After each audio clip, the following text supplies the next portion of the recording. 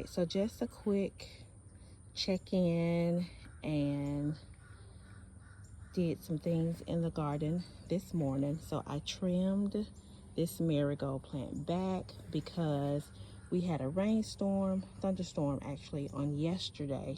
And even before that, all of this had grown up even more. So all of this was blocked. That is that summer squash plant, and you can see it has grown tremendously. So trim back the marigolds. That's the result of that, all of those marigolds.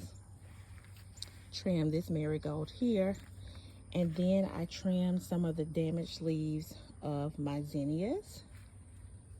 And so this is that honeydew melon bed. We have a new zinnia that has bloomed, and now it is the tallest one in the garden.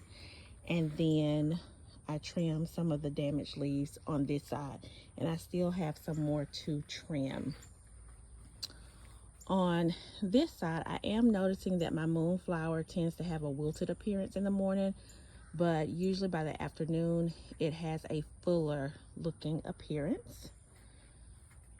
Okay, so my tomato bed, it overall looks okay. However, my cucumber bed over here, I did have some damaged zinnias, and so I pulled those. You can see those there. And then I had some, I believe, dill. It had already gone to seed anyway, but you can see it was brown and it had died. So I pulled and cut all of that.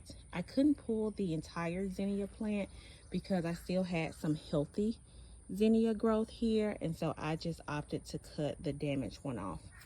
And then over here with my peppers, we are finally seeing some peppers starting to form on these pepper plants. And so here is one there. You can see it right there.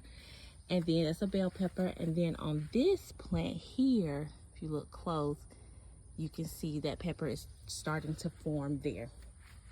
And then this is my pepper and new cucumber spot. And as you can see, here's that cucumber plant.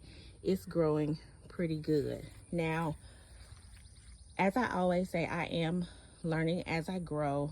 And so even with spraying the copper fungicide for my zinnias, even though I try to make sure there is airflow that can go through there, I'm still noticing that damage. Even with my newer zinnias that I had planted from seed, I pulled some from here too, and as you can see, they do have a wilted appearance right now. Something is eating this one. From what I learned, zinnias are a drought tolerant type of plant, so they should do okay in the heat. So again, learning as I grow, and as you can see, there's some damage there, and I actually pulled a whole plant out like this one here. I'll probably see how easy that came up. I had another one to do the same. The lavender, we finally have some sprouting there and there, which I've learned that lavender takes a long time. Doing some research on this. This is my snapdragons. I don't know if you can see it well, but there's some white mildewy looking stuff on it, so I'm gonna do some research on that. And then my chamomile, I mean, it was green and pretty, but now it's brown. So just again, learning as I grow. For the most part, everything still has a green and lush appearance. I didn't really trim anything over here, but for the most part, in regards to damage, it's more so the zinnias and black-eyed Susan and chamomile. So I'm going to do some research on that to see what I can do with those, and we'll just go from there. As always, learning as I grow. And as always, I will chat with you soon.